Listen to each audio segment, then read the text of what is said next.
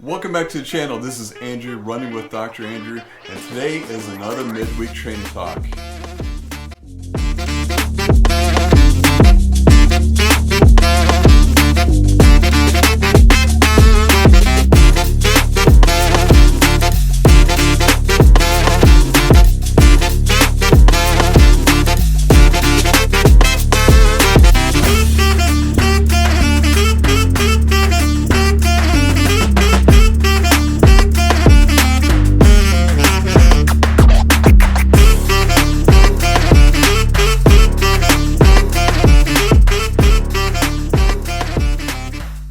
Alright guys, we're approaching summer.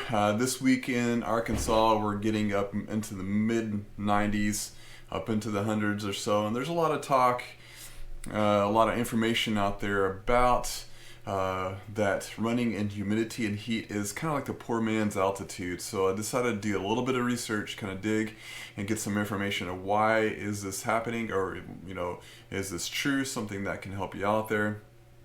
And then I found this article through runnersworld.com, and they referenced the article from Frontiers in Philosophy, is an article back in March of 2016. And what they did, they took a certain amount of cyclists, had a control group, which they didn't train in heat, and then they took the heat group, as they called it, and they trained in heat from those 40 degrees Celsius to 104 degrees of Fahrenheit. So that was the temperature there, and they trained this at for 10 days. And so what they were saying was that at 104 degrees Fahrenheit, 40 degrees Celsius is 14% oxygen, and effective elevation of about 10,000 feet. So that's kind of about equivalent of what maybe the altitude was. So this is kind of more a simulated altitude training. And so what they found was, it's sure enough, that the runner, these were cyclists there, that the control group was actually 31 seconds slower than the previous times, compared to the heat group, which was 3 minutes and 16 seconds faster in their time compared to that. And they're kind of wondering, why was this happening? What was going on here? And so that what they found out, just because of the hypoxic state of running in heat and humidity, is that what this does, it triggers something called the heat shock proteins. And this is something that kind of helps you accommodate. After 10 days, they were accommodated to the heat, and they even found that the heat shock proteins were even activating even before they started their activity.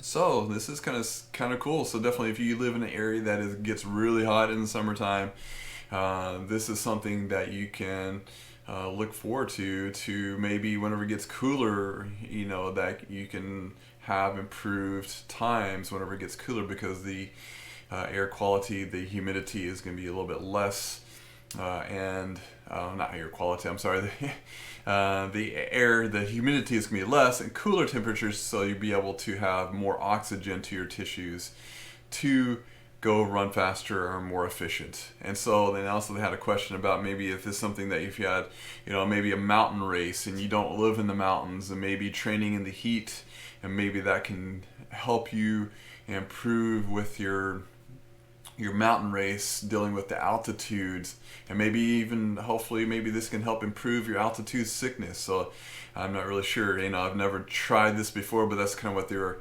maybe insinuating, that this can help out. So it's something kind of cool that not all of us live at a very high altitude area. Mountain home right now, I probably live about 1,200 feet in elevation in Arkansas, and so that's not very efficient, for in mountain training. If I lived at 5,000 feet or 10,000 feet in elevation, that'd be a little bit different, but that's something that you have to, but with the heat training, that may actually help you out in the long run, to help with kind of getting you that altitude training with the heat training there too. So let me know in the comments, what do you think about this? Do you live in the area that gets really warm, and have you noticed this phenomenon with your running? I've noticed this in the past.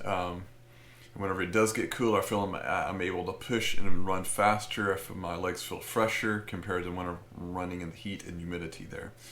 And so this week is going really well. This week I've done 15 miles. I did a 5.5 mile tempo run at 7:33 minute pace. I believe it was like 41 minutes or so of that. So I'm pretty pleased with the progress with that. And it was pretty humid. I ran really early this morning. It was about 96% humidity. So I was drenching wet whenever I came into the house there.